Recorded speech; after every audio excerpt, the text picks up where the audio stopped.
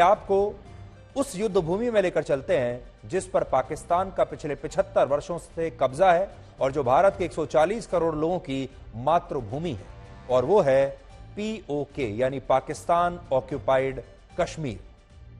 रक्षा मंत्री राजनाथ सिंह ने आज तक को दिए एक एक्सक्लूसिव इंटरव्यू में कहा है कि वर्ष 1994 में देश की संसद ने पीओके को पाकिस्तान से के कब्जे से खाली कराने का जो संकल्प लिया था, उस संकल्प को पूरा करने के लिए भारत सरकार प्रतिबद्ध है और इस पर काम चल रहा है। क्योंकि आप देश के रक्षा मंत्री हैं, आजकल आप जहां भी चुनाव प्रचार के लिए जा रहे हैं वहां पर पीओके बोला जा रहा है। सर नहीं, कहा कि पीओके को वापस लाना मकसद है। देखिए, ये तो हमारी संसद का संकल्प है ना, तो संसद के संकल्प की एक बार याद दिलाई थी मैंने। तो देशवासियों को जो कोई भी हमारी संसद का संकल्प है उसको याद दिलाना यह कोई अपराध तो नहीं है। नदनामी कमांडर ने सर एक बयान दिया कि हम पीओके, अगर आदेश मिले सरकार की तरफ से, हम पीओके वापस लाने को तैयार हैं। नहीं, जहां तक हमारी सेना का प्रश्न है, हमारे सेना के शौर्य और पराक्रम पर कोई भी सवाल या निशान नहीं लगाया जा सकता। जहां जब जरूरत पड़ेगी वो हमारी सेना करने में वो सक्षम है। तो कब तक इस तरह का आदेश होगा? नहीं, आदेश स्वदेश की कोई बात नहीं है।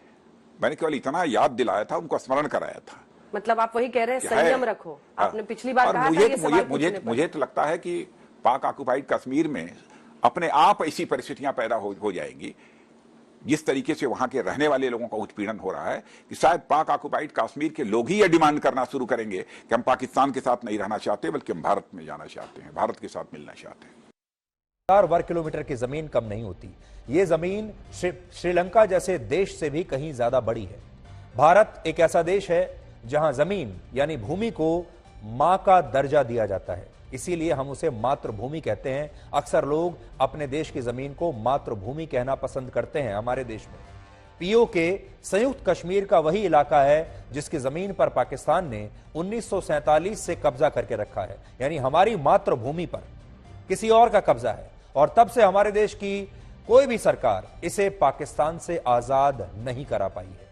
यानी अगर पिछले 75 वर्षों से कश्मीर का इतना बड़ा इलाका, हमारी मातृभूमि का इतना बड़ा इलाका पाकिस्तान के नियंत्रण में है, तो यह भारत के हर नागरिक पर एक बोझ के जैसा है, एक ऋण के जैसा है।